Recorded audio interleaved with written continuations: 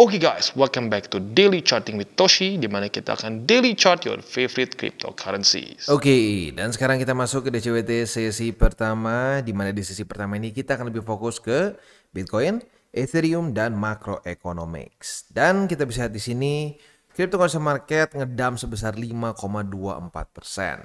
Dengan total market cap mencapai di 1,98 triliun US dollars, Bitcoin dominance meningkat tipis 0,04%, dan volume meningkat sebesar 15,21%. Ini dia kenapa gue makanya ngingetin kemarin.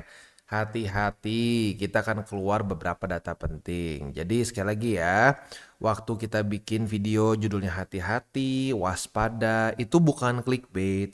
Itu pasti ada suatu hal yang benar-benar beresiko. Begitu. Jadi buat lo yang sudah ngikutin, dan ngikutin juga saran gue untuk tidak gegabah, posisi futuresnya harusnya sih aman. Begitu ya. Jadi buat lo yang mungkin nggak tahu kenapa, kita tahu economic calendar kemarin itu keluar 3 atau 2 data penting ya. Ini 3 seingat gua. Kemarin itu keluar 3 data penting ya, jam 9:15 lah. Pokoknya 9 kurang 15 sampai jam 9 ya, keluar 3 data penting. Dan akhirnya market bereaksi. Kita bisa di sini dia itu mulai terjadi volatility itu di sekitar ya jam berapa nih? Mulai dari ya sinilah ya. Jadi mulai turun dulu, lanjut lebih drop lagi subuhnya.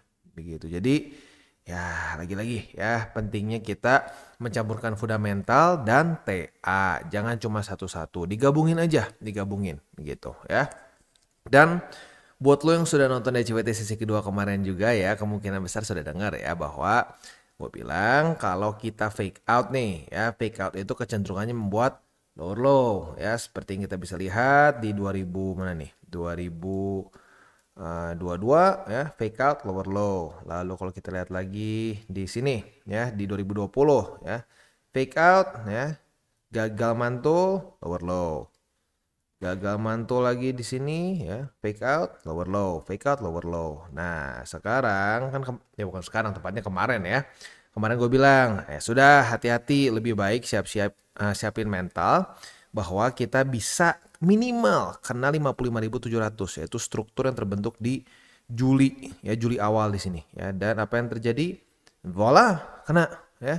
Kemarin atau bukan kemarin, kayaknya hari ini ya. Yes, hari ini kena sampai ke titik 55.600, berarti kena di sini. Ya jadi gini guys. Bukan dukun, bukan wah Bang Toshi ini raja kripto, bukan. Ini yang terjadi kalau lu mempelajari data, fakta, dan statistik gitu. Lu pakai 3 itu ya, maka trading lu akan lebih profitable menurut gua. Ya bukan berarti lu anti loss ya. Masih bisa tetap cut loss, masih bisa ya. Dan nggak sesuai dengan skenario lu tuh masih tetap bisa kejadian. Tetapi kalau lu pakai data, statistik, dan fakta, itu probability lo untuk benar itu lebih besar dibandingin lo ya bikin-bikin skenario sendiri pakai perasaan. Karena gue udah bilang berkali-kali, market ini kita harus dengan otak yang dingin, kepala dingin, ya hati dingin. Kalau semuanya pakai perasaan, pakai emosi, nggak bagus gitu. Jangan kan trading, lu pacaran ya, punya relationship ya, nikah dengan seseorang pun kalau cuma isinya perasaan doang, emosi doang ya, itu nggak akan kemana. Butuh banyak logika di dalamnya. Apalagi trading, investing yang nggak peduli sama perasaan lo. Kan gue udah bilang market itu kayak mantan paling sadis ya. Maka dari itu ya lo harus bisa berekspektasi bahwa ya nggak akan sesuai sama yang lo pengen. Makanya bikin skenario itu bukan dari apa yang lo pengen. Ya itu harus digarisbawahi. Jangan bikin skenario atau analisa yang lo pengen. Jangan ya, lu lihat data, fakta, sama statistiknya, baru bikin analisa. Nah itu yang gue lihat, sering kali orang tuh apalagi kalau misalkan yang kayak kemarin nih, gue udah bilang, main scenario gue itu masih bearish, begitu. Sampai dia ada bukti bisa mantul di BSB, jadi reclaim dan mantul. Ya kemarin udah setengah jalan nih, reclaim, tapi gagal mantul, 2 kali lagi gagal mantulnya. Maka dari itu, skenario gue utamanya masih bearish. Nah, kadang-kadang kalau orang yang bullish tuh menganggap itu sebagai suatu tantangan terhadap dia atau kesannya membuat dia kesal gitu karena gue bearish gitu. Wah, bangke lu, ya apa lagi nih. Kenapa orang tuh selalu seringnya tuh take it personally, padahal bukan personally. Gitu. Gue bukan bilang wah lu salah lu bullish. Enggak ya. Gue cuma ngasih lihat data dan faktanya lebih cenderung ke bearish. Sampai kapan? Sampai ya itu reclaim BSB dan mantul di BSB. Sebelum itu terjadi, kita bisa lihat dari cycle-cycle sebelumnya ya. Lihat nih. Sebelum dia berhasil reclaim dan mantul, apa yang terjadi? Ya lower low, lower low, lower low, retest, lower low. Gitu loh ya. Tapi lihat apa yang terjadi setelah dia berhasil reclaim dan mantul. Apa yang terjadi? Ya, lihat sendiri. Gitu. Jadi lagi-lagi jangan terlalu dibawa pakai perasaan. Jangan baper di market tuh, ya. Kalau baper jatuhnya jadi ya nggak pakai nalar lagi, nanti cuma kesal aja gitu. Wah, gue kesel sama nih orang. Kenapa? Karena dibilang bearish, padahal gue pengennya bullish. Ini bukan masalah siapa yang pengen apa. Kalau mau ngomongin pengen ya, kalau mau ngomongin keinginan gue, ya keinginan gue mah gini kalau bisa ya, kalau bisa gini nih. Ini BTC sehari naik sampai ke harga berapa tuh? Sampai 1 juta kalau perlu. Itu yang gue pengen. Karena kenapa? Ini gue masih pegang besar BTC gitu loh. BTC, Ethereum dan berbagai macam alt lain. Gitu. Gue masih pegang gede. Gue tuh TP belum signifikan menurut gue. Ya paling gede tuh kemarin mungkin TP 20-30% lah dari porto gue waktu di daerah sini nih, April Maret ya. Makanya gue dibilang kayak emak-emak tuh, karena April Maret gue ingetin berkali-kali, ini overheated. Kalau gue pribadi mendingan TP, jangan semua, tapi TP minimal sebagian. Wah, zaman itu ya ampun ya, itu health for review-nya banyak banget. Isinya apa? Bangke lu, anjing lu, wah ngefat lu, tai lu. Ya sekarang orang-orang yang di situ kemana? Hilang lagi kan, sudah tidak ada lagi. Kenapa? Ya karena ya udah rungkat kemungkinan besar. Nah jadi gitu, jangan pakai perasaan. Jangan pakai perasaan, ya. Pakai data, fakta, dan statistik. Kalau pakai 3 itu, sekali lagi, probability lu untuk lebih menang, lebih profit, lebih besar. Udah, as simple as that, ya. Oke, next. Kita bisa di sini, likuidasi. Dalam 24 jam terakhir, 73.779 trader terlikuidasi. Bukan cut loss, ya. Likuidasi, artinya posisinya dipaksa ditutup karena bangkrut. Ya. Dan itu senilai 195 juta USD ya. 195 juta US dollars bukan rupiah. Wow. Gede banget ya. Dan kalau kita lihat di sini dalam 24 jam terakhir ya, dalam 24 jam terakhir 87% yang kena adalah apa? Posisi long. Nah, jadi buat lo yang sudah nonton on chain hari Senin ya, terjadi ya kan? Terjadi juga akhirnya long squeeze. Begitu ya. Dan alasannya gue udah bahas juga lagi di on-chain waktu itu. Kenapa kemungkinan besarnya lebih ke long squeeze? Karena ada resisten besar, ya ada BSB dan seterusnya. Ini lebih gilanya apa? BSB belum kena aja udah drop. Begitu. Jadi ya itu dia ya. Pentingnya lagi-lagi seperti yang gue bilang tadi di depan. Data, fakta, dan statistik. Dan juga satu lagi, kita bahas di on-chain. Liquidation map. Hati-hati kalau sampai kena 57.000, kemungkinan BTC bisa kapitulasi, ya bisa ngedrop lebih dalam lagi, ya. Dan apa yang terjadi? Ya lagi-lagi kena 57.000, tembus sampai ke angka berapa sini? Angka terendahnya itu 55.600. Gitu. Jadi ya ini thank you juga ya buat kalian yang ada beberapa yang rekomendasi buat pakai heat map. Gua awalnya nggak terlalu pikirin pakai heat map, tapi setelah gue lihat lagi, menarik juga nih ya. Dan ya buktinya kayak kemarin tuh, kita ketemu resiko di 57.000. Kalau sampai kena bisa lanjut turun dan akhirnya apa? Terjadi. Begitu. Jadi sekali lagi thank you buat lo yang merekomendasikan gue pakai liquidation heat map ya. Nah ini ya harusnya harusnya tuh satu komunitas kripto tuh seperti ini ya. Jadi bukan gua tuh dewa, lu semua tuh cuma kacung gitu ya atau apalah gitu ya. Lu cuma kayak murid gitu, nggak boleh menentang guru atau apa. Enggak, di sini gue terbuka dan gue terus belajar ya, nggak ada yang namanya stop belajar.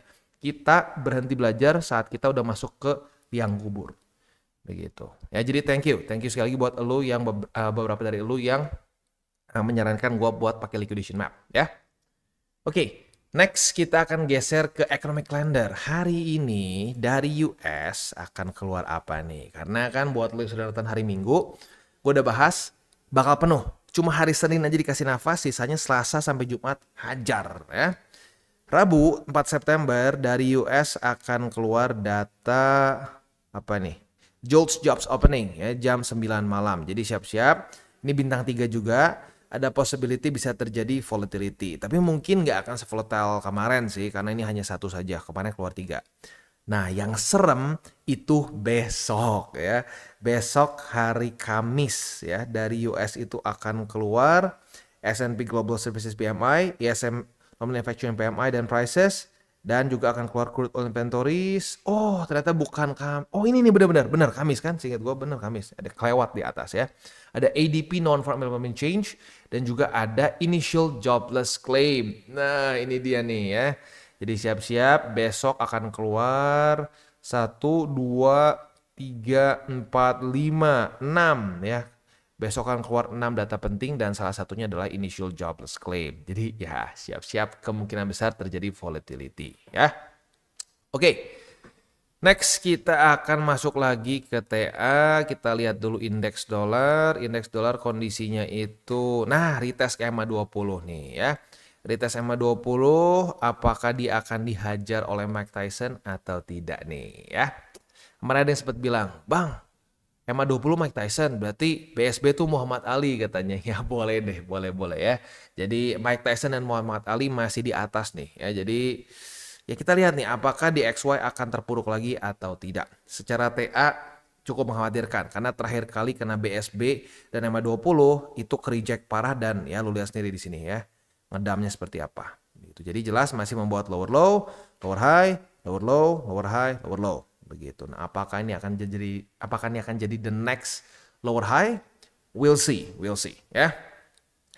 Bitcoin dominance malah naik lagi dan sepertinya malah mau mengejar ke higher high di Agustus kemarin ya. Kita lihat dalam beberapa hari ke depan apakah dia akan membuat higher high lagi atau tidak ya. Nah, lagi-lagi untuk ini gue jujurnya bingung ya, kenapa masih terus ada aja yang nanya. Makanya sorry ya buat lo yang mungkin udah hafal. Iya bang, udah hafal bang. Ini gue tetap ulang karena masih ada yang nanya gitu. Masih ada yang nanya di komen gitu. Bang, altcoin season gimana sih bang? Mungkin gak sih bang sekarang? Kalau sekarang datanya tidak menunjukkan dekat-dekat ke sana gitu. Karena lo lihat sendiri, liquidity kita masih seret. Ya, liquidity kita tuh masih kayak nyangkut gitu, masih belum keluar ya. Karena interest rate kita masih tinggi, balance sheet kita masih terus turun. Nah, lu lihat aja deh ya dari cycle sebelumnya ya. Cycle sebelumnya waktu interest rate tinggi dan balance sheet lagi terus turun, apa yang terjadi? Yang mendominasi adalah BTC. Begitu. Bahkan waktu lagi turun pun ya, lu bisa lihat di sini. Waktu lagi turun pun nggak langsung Bitcoin atau lebih tepatnya Bitcoin dominance turun. Enggak langsung. Lebih tepatnya akan benar-benar terjadi masa-masa liquidity tinggi itu saat balance sheet di bawah ya, dan interest rate lagi naik tinggi. Itu sepertinya di 2020 di sini ya. 2021 juga begitu. Jadi secara datanya ya kita lebih mendekati ke masa-masa di sini ya. Masa-masa di mana Bitcoin itu mendominasi. Gitu. Jadi kalau lo mau nunggu ya kapan altcoins bakal mengalahkan dalam tanda kutip BTC, ya tunggu sampai liquidity-nya ada dengan balance sheet yang naik dan interest rate yang turun. Sekali lagi sorry buat lo yang sudah sering banget denger ini karena masih ada aja yang nanya setiap hari ya, bang altcoin season kapan bang? Bang altcoin season kapan bang? Ini menurut gue penyakit dari ya kemarin ya. Kemarin semua waktu BTC di 73.000 bilang ini altcoin season bentar lagi. Gue udah bahas dari dulu. Belum ada bensinnya gitu. Jangan dipaksain. Nanti banyak orang yang sangkut. Dan ya akhirnya bener, banyak banget yang sangkut di altcoins. Dan sangkutnya gak main-main, udah banyak yang 80% sekarang. Ya itu dia. Gue udah bahas dari 2022, jangan kegedean di altcoins di awal di awal dari bull market gitu. Karena statistically speaking, resiko yang lu ambil nggak sepadan dengan reward yang lu bisa dapat begitu ya. Jadi ya buat lu yang sudah 70-30 dari 2022, ya lu pasti happy. Kenapa happy? Karena porto lu udah hijau banget. Sekarang waktu lagi turun pun drawdown lu signifikan lebih kecil dibandingkan orang-orang yang kegedean di altcoins begitu. Ya jadi sekali lagi waktu gue ngomong 70-30 tuh bukan asal, bukan cuma kayak wah ya biar pas aja 70-30. Enggak, itu udah dipikirin. Supaya apa? Supaya BTC jadi fondasi lu gitu. Kalau fondasinya kuat, ya porto lu juga ikutan kuat. Kalau fondasi lu lembek, ya kayak semen basah tuh belum kering, ya hancur lah itu rumah. Begitu. Jadi ingat, BTC itu sangat penting. Ya, gue ingat banget ada quote dari CEO dari Thrift ya. Fun fact, gue pertama kali beli Bitcoin tuh di Thrift ya. Zaman 2016 tuh dulu. Ya, jadi apa namanya, dia bilang kesalahan terbesar dari crypto newbies adalah tidak punya BTC di portofolio dia. Ya, kenapa? Karena di portofolio para newbies ini orang berpikir altcoins akan terus mengalahkan BTC. Pada faktanya tidak selalu. Bahkan kalau mau ngomong, mayoritas dari bull run itu lebih seringnya BTC mengalahkan altcoins. Di masa-masa liquidity tinggilah di mana altcoins bisa mengalahkan BTC. Tapi orang cuma ingatnya masa-masa yang super pendek itu sebenarnya. Ya, yang nggak super pendek lah. Yang cenderung lebih pendek itu. Lu bisa lihat di sini lah ya. Selama satu bull market ya, lebih banyak kan mana yang mendominasi? BTC kan? Tapi orang cuma ingat yang di sini aja. Gitu. Nah, ini disebut sebagai recency bias. Gitu. Makanya pentingnya kita terus terus bergelut dengan data gitu. Karena kalau kita hafal datanya, kita tahu datanya, kita jadi tidak seperti orang buta. Nah, kalau orang yang cuma lihat ini bullish atau bearish cuma dari wah si A bilang apa, si B bilang apa, itu kayak orang buta. Gitu. Nah, masalahnya para influencer ini seringkali juga orang buta. Jadi orang buta menuntun orang buta gitu, which is very dangerous gitu. Kalau depannya jurang, udah jatuh semua. Dan itu menurut gue yang terjadi di 2024 kemarin tuh, di April Maret begitu ya. Jadi ekstra hati-hati ya. Oke. Selanjutnya kita akan masuk ke buy limit, tetapi sebelum kita masuk ke buy limit, disclaimer dulu, semua konten dari TCI bukanlah financial advice, ini semua bentuknya adalah edukasi. Lalu bagaimana cara untuk mendukung TCI? Ada banyak caranya, lu bisa like our video, bisa share our video, atau juga bisa menggunakan link referral kita di bawah.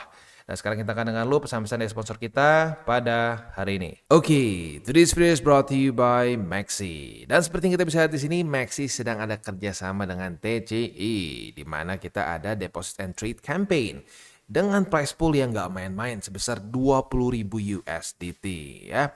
Ini eksklusif deposit campaign itu untuk TCI aja. Jadi buat lu yang pengen ikutan bisa menggunakan link referral kita di bawah. Ini berlangsung sampai tanggal 20 September. Jadi masih ada waktu yang cukup panjang ya. Tapi buat lo yang pengen ikutan silakan, karena ini adalah first come first serve. Kalau sudah price poolnya habis ya sudah, berarti beres ya. Oke, nah selanjutnya selain itu juga tentunya di Maxi kita bisa trade spot, futures, dan seterusnya. Dan seperti yang kita tahu, Maxi ini adalah salah satu tier 1 exchanger yang secara fee-nya itu salah satu yang paling murah. Begitu. Jadi buat lo yang mungkin komplain terus nih, aduh bang, fee mahal bang. Nah, boleh pertimbangkan untuk menggunakan Maxi.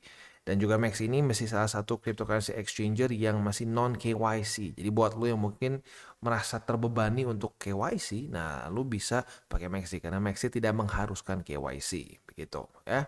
Dan tentunya banyak lagi hal yang kita bisa lakukan di sini, seperti ada sign up bonus yang kita bisa claim up to 1000 USDT, dan juga ada Kickstarter, di mana Kickstarter ini sangat berguna bagi lo para holder MX token. Lo basically bisa ikut seperti launch pool yang kita tinggal lock saja si MX tokennya ya. Jadi kurang lebih seperti itu. Buat lo yang belum menggunakan Maxi, silahkan bisa pertimbangkan untuk menggunakan link referral kita di bawah. Kita masuk ke Bitcoin. Untuk Bitcoin kita bisa di sini ya. Gila juga sih ya. Jebol, reclaim, jebol lagi semua di waktu bersamaan. Nah, yang sekarang cukup unik adalah 57.570 sudah di-retest sebagai resisten. Kita lihat besok pagi jam 7. Apabila daily close dari Bitcoin itu masih di bawah dari 57.570, kita bisa limit posisi short.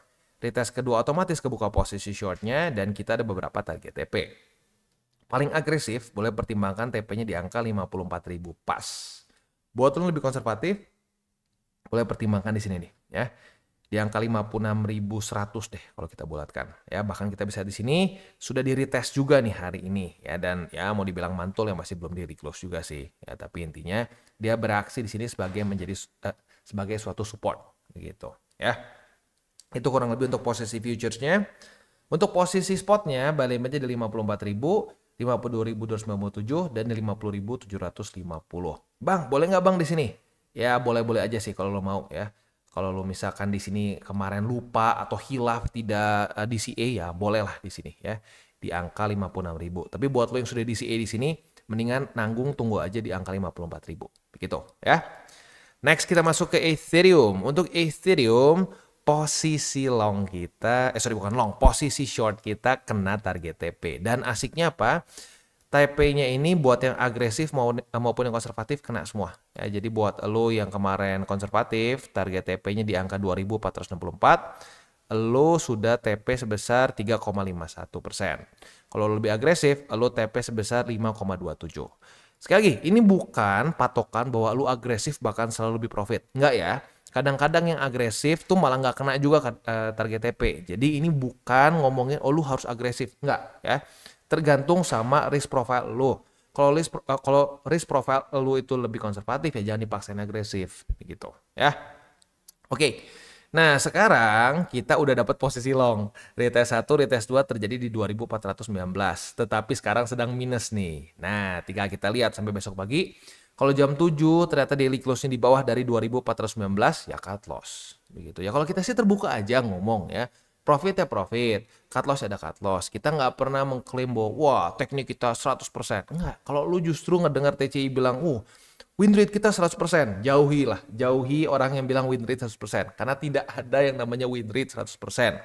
Ya ada sih kalau misalkan robot bodong gitu ya, scam ada win rate 100%. Tapi kalau trading beneran nggak ada yang namanya benar semua. SOP pun sejago apapun, sehebat apapun tidak ada yang 100% menang gitu ya. Oke, posisi spot. Posisi spotnya kena semua 1, 2, 3. Jadi buat lo udah pasang harusnya udah dapat ya. Oke, jadi kurang lebih seperti itu untuk DCWT sesi pertama. Kita tutup dengan 3 golden rules. Jangan pakai uang panas, jangan over leverage, dan berpikirlah jangka panjang. Oke guys, jadi itu adalah akhir dari segmen DCWT kita pada hari ini. Dan jangan lupa bagi kalian yang merasakan manfaat dari segmen ini, jangan lupa untuk share ke teman-teman kalian. Dan apabila lu pengen mensupport channel kita, ya TCI, jangan lupa untuk menggunakan link referral kita di bawah. Nggak wajib ya, tetapi apabila lu menggunakan link referral kita di bawah, ada macam-macam ya, dari Bybit, Huobi, Maxi, toko kripto, dan banyak lagi ya. Ya, walaupun nggak wajib, tapi kalau menggunakan link referral kita, lu secara langsung membantu perkembangan dari TCI. Dan satu lagi, jangan lupa juga untuk join Telegram group kita, di mana kita bisa ngobrol-ngobrol santai mengenai dunia cryptocurrency secara 2 arah.